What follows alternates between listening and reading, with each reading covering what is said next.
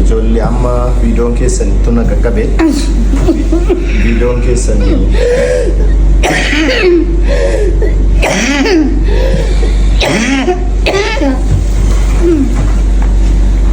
mammaan kee kun duraan akkamitti si jiraachisaa turan miiratti?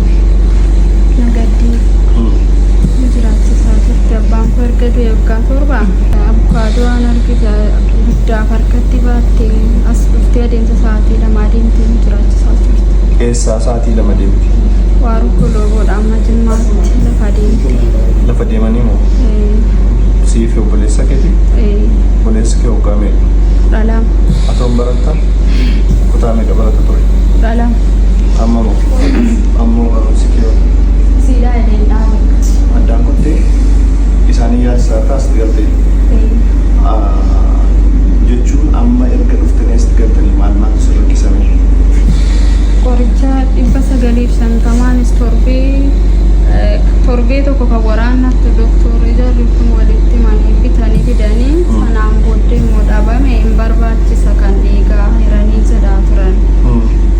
Isa dhabnee hin binne siitiksaanis immoo waggaa kanaa inshuraansii gatii ta'eef ammaaf immoo farankaan ka'uu barbaachisa jedhaa turan.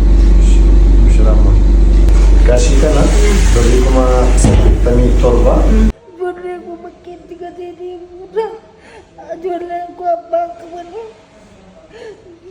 obboleettii keenyatu kunuunsa miiraa gaaruu jedhatti biyya Jarmanii irraa yoo ta'u isin gargaarte qarshiin biraas akkaawuntii mucaa keessanitti akka galaa jiru quban qaba.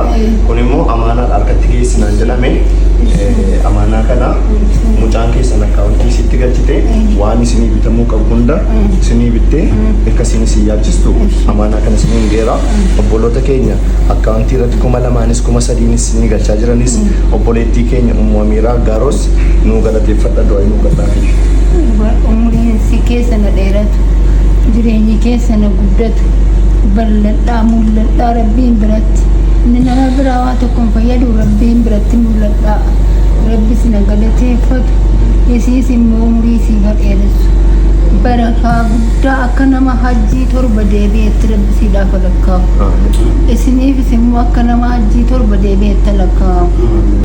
Rabbi wajjin jiraadhaa si na galateeffatu. Kana immoo kophaadhumatti baasee galata guddaa diinii isin hojjetaartan inni kiristaana taatan inni islaama taatan waan hojjetaartan silaa irratti dabalata jechuudha. Dabalata wanta isinitti hin jiru baala akka sahaabaa gurguddaa duriitti jechuu caalaatti Rabbi si na kaddamu. Amiin. Rabbi si na fayyisu. Amiin. Allahumma fayyaa.